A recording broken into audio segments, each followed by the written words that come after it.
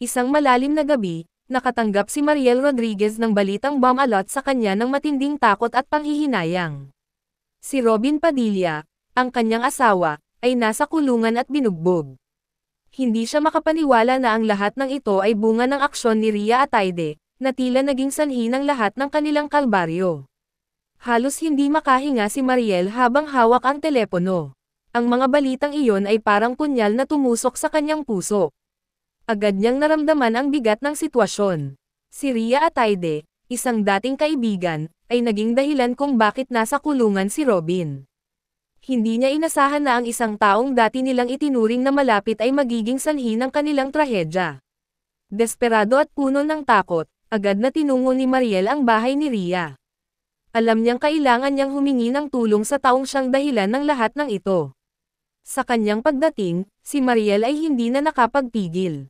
Kumakatok siya ng paulit-ulit sa pintuan ni Rhea, halos magmakaawa sa kanyang bawat pagkatok.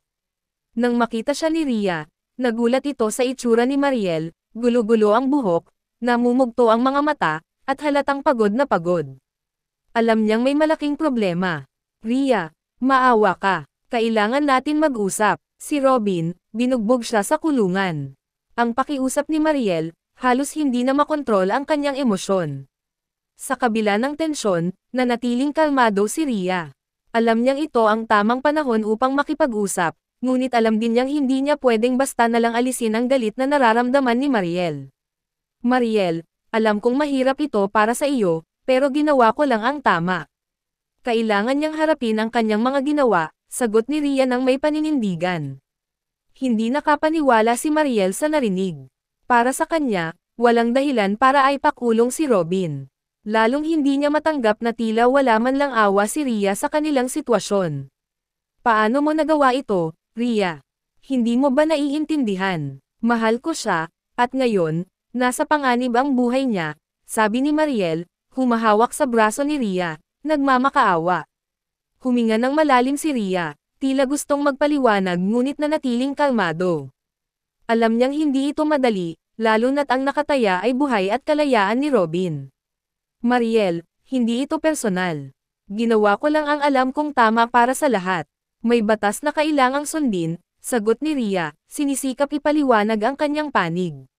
Subalit para kay Mariel, ang bawat salitang iyon ay parang dagok sa kanyang puso. Hindi na mahalaga sa kanya ang batas, ang mahalaga ay mailigtas si Robin. Rhea, hindi mo naiintindihan. Hindi lang ito basta batas. Siya ang buhay ko, ang ama ng mga anak ko. Sigaw ni Mariel habang bumubuhos ang kanyang mga luha. Humakbang palapit si Mariel kay Rhea, halos lumuhad sa harap nito. Hindi niya alintana ang kanyang dignidad, basta mailabas lamang si Robin sa kulungan. Maawa ka, Rhea. Patawarin mo na si Robin. Hindi niya kakayanin ito. Maari pa siyang mamatay sa loob ng kulungan, sabi ni Mariel, nanginginig ang kanyang boses. Hindi alam ni Rhea kung paano sasagutin ang desperasyon ni Mariel. Alam niyang may mga legal na implikasyon ang lahat ng ito, ngunit ang nararamdamang sakit ni Mariel ay hindi madaling tanggihan. Hindi ganito kadali. Kailangan niyang harapin ang hustisya, sagot ni Rhea, bagaman may bahid ng pag-aalinlangan na sa kanyang boses.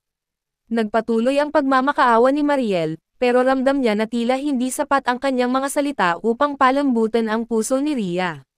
Naghalo ang galit at kalungkutan sa kanyang dibdib. Ipatigil mo na ang kasong ito.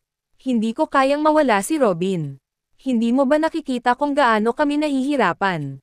Sambit ni Mariel, halos wala ng boses sa kakaiyak. Bagamat matatag sa kanyang paninindigan, ay nakaramdam ng kirot sa puso. Nakita niya kung gaano kadesperado si Mariel, ngunit alam niyang hindi basta-basta mababago ang sitwasyon. Gusto kong tulungan ka, pero hindi ito sa akin nakasalalay. Hindi ako ang batas, sabi ni Rhea ng dahan-dahan, sinisikap.